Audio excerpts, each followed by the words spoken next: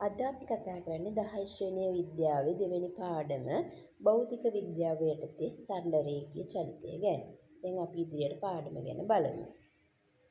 අපි ඉස්සෙල්ලාම කතා කරන්නේ දුර හා විස්ථාපනය ගැන. දුර කියන්නේ ඔයාලට හුරු පුරුදු මාතෘකාවක්. ඒ කියන්නේ අපි යම්කිසි තැනක ඉඳන් තවත් තැනකට යනකොට ඒ ගමන් කරන මාර්ගය තමයි දුර කියලා කියන්නේ. හැබැයි විස්ථාපනය කියන වචනේ ඔයගොල්ලෝ අහලා නැතුව ඇති.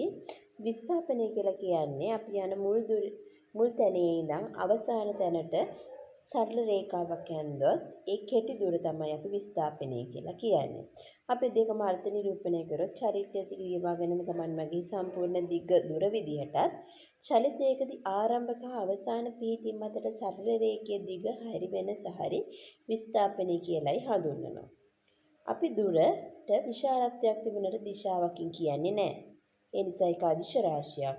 හැබැයි විස්ථාපනයේට එහෙම බෑ. අපි A ඉඳන් B වලට ගියා නම් A B දිශාවට මෙන්න මෙච්චර දුරක් කියලා විශාලත්වයක් දක්වනවා. එතකොට ඒක දෛශික රාශියක්. මේ දෙකේම සම්මත ඒකකේ අපි මීටර්. දැන් මෙතන උදාහරණයක් ගත්තොත් අපිට දුර විදියට මීටර් 200කුත් වැඩි දුරක් ගෙවලා යන විදියට මීටර් 300කුත් දක්වන්න පුළුවන්. හැබැයි විස්ථාපනයේ තියෙන එක සරල රේඛීය දුරක්නේ. ඒ නිසා මීටර් 220ක් AB දිශාවට විදියට අපි හඳුන්වනවා. ඊළඟට අපි කියන්න දෙමු නිශ්චිත ලක්ෂයක ඉඳන් තමයි මේ විස්ථාපනය මනින්නේ. ඒ විස්ථාපනය මනින්න ගන්න නිශ්චිත ලක්ෂ්‍ය නිර්දේශ ලක්ෂ්‍ය කියලා අපි හඳුන්වනවා. ඒ නිර්දේශ ලක්ෂ්‍යයෙන් ඉඳන් පළමු දිශාවට මනින්න ලැබෙන විස්ථාපනයේ ධන අගයක්. ඒ වගේම ඒ නිර්දේශ ලක්ෂ්‍යයෙන් ඉඳන් ආපස්සට මනින්න විස්ථාපනයේ ඍණ අගයක් විදිහටත් සැලකනවා. දැන් අපි උදාහරණයක් ගත්තොත් දැන් මේ A ඉඳන් B වලට ගිහලා B වල ඉඳන් C වලට ළමයි ගමන් කරනවා කියලා හිතුවොත් සම්පූර්ණ විස්ථාපනයේ C දිශාවට මීටර් 60 ප්ලස් මීටර් 80 මීටර් 140යි. හැබැයි මේ ළමයා A ඉඳන් B වලට ගිහලා B වල ඉඳන් C වලටත් ගිහිල්ලා ආපහු C වල ඉඳන් B වලට ආවොත් එතකොට නිර්දේශ ලක්ෂයේ නම් ධන ලක්ෂ දෙකක් තියෙනවා මීටර් 60යි මීටර් 80යි එතකොට 140යි මීටර්. ආපස්සට එන නිසා මීටර් 80ක් අඩු වෙනවා ඍණ අගයක්. එතකොට සම්පූර්ණ ඒ වෙලාවට අපි ගන්න විස්ථාපනය AB දිශාවට මීටර් 60ක්. අපි ඊළඟට කතා කරන්නේ යම්කිසි දෙයක වේගය ගැන. අපි වේගය කියලා කියනවා දුර ගෙවා යාමේ ශීඝ්‍රතාවය. වේගය අපි මයින්නේ දුර ගමන් කළ දුර කාලයෙන් බෙදලා තමයි වේගය ගණනය කරන්නේ. ඒ කියන්නේ ඒකක කාලයකදී චලනය වෙන දුර. වේගය සමහරවිට ඒකාකාරී වෙන්නත් පුළුවන් ඒකාකාරී නොවී තියෙන්නත් පුළුවන්. හැබැයි මේ ඒකාකාරී නොවන අවස්ථාවල අපිට වේගය ගණන් කරන්න අමාරු නිසා අපි ඒකට මධ්‍යක වේගයේ ගණනය කරනවා. මධ්‍යක වේගය අපි හදන්නේ ගමන් කළ මුළු දුර ගත වූ මුළු කාලයෙන් බෙදපුවාම මධ්‍යක වේගය ගණනය කරගන්න පුළුවන්. ඊළඟට අපි කතා කරන්නේ ප්‍රවේගය ගැන. ඒකේ කාලයකදී සිදුවන විස්ථාපනය තමයි ප්‍රවේගය කියලා කියන්නේ. අපි දන්නා විස්ථාපනය කියන්නේ දෛශික රාශියක්. ඒ නිසා ප්‍රවේගයත් දෛශික රාශියක්. ඒ කියන්නේ විශාලත්වයක් වගේම දිශාවක් තියෙනවා. ප්‍රවේගයත් ඒකාකාරී හොරි ඒකාකාරී නොවි තියෙන්න පුළුවන්. ඒ වගේ අවස්ථාවක මධ්‍යක ප්‍රවේගයක් අපි ගණනය කරනවා. ප්‍රවේගය අපි විස්ථාපන බෙදීම කාලය කියලා තමයි අපි සමීකරණයකට ගත්තොත් ගන්නෙ. මේකේ ඒකකය ms ඍණ 1. ඊළඟට අපි කතා කරමු ත්වරණය ගැන. අපිට සාමාන්‍ය ජීවිතයේදී ගොඩක් වෙලාවට හම්බෙන්නේ ඒකාකාරී නොවන ප්‍රවේග වලින් ගමන් කරන වස්තු. මහා මාර්ගයේ ගමන් කරන වාහන නිතරම මේ වේගය අඩු වැඩි කරන්න වෙනවා. එහෙම නැත්නම් දිශාව වෙනස් කරන්න වෙනවා. මේ හැම දෙයකින්ම අන්තිම ප්‍රතිඵලය වෙන්නේ ප්‍රවේගය වෙනස් වීම. මේ ප්‍රවේගය වෙනස් වීමේ ශීඝ්‍රතාවයක් තමයි අපි ත්වරණය කියලා හඳුන්වන්නේ. ඒ කියන්නේ ඒකක කාලයකදී සිදුවන ප්‍රවේග වෙනස ත්වරණයයි. දැන් ප්‍රවේග ඒකකය ms එක කියලා අපි දන්නවනේ.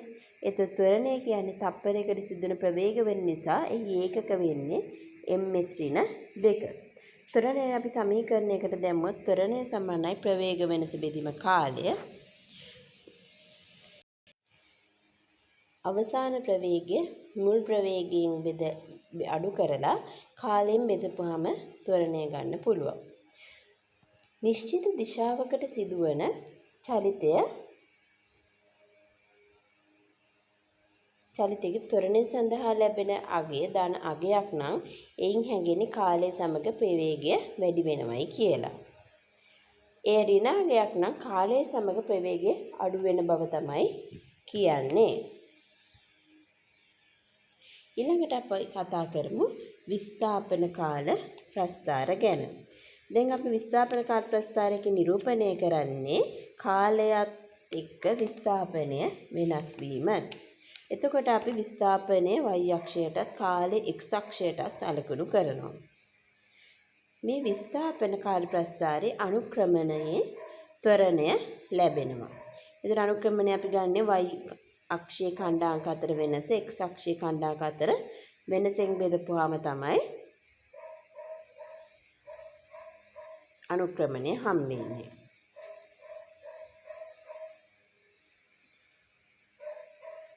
එතකොට දැන් අපි ත්වරණය කියලා කියන්නේ අනුක්‍රමණයෙන් ත්වරණය ලැබෙනවා නම් ත්වරණය කියලා කියන්නේ ප්‍රවේග වෙනස බෙදීම කාලය. ඊළඟට කතා කරමු ප්‍රවේග කාල ප්‍රස්ථාර ගැන.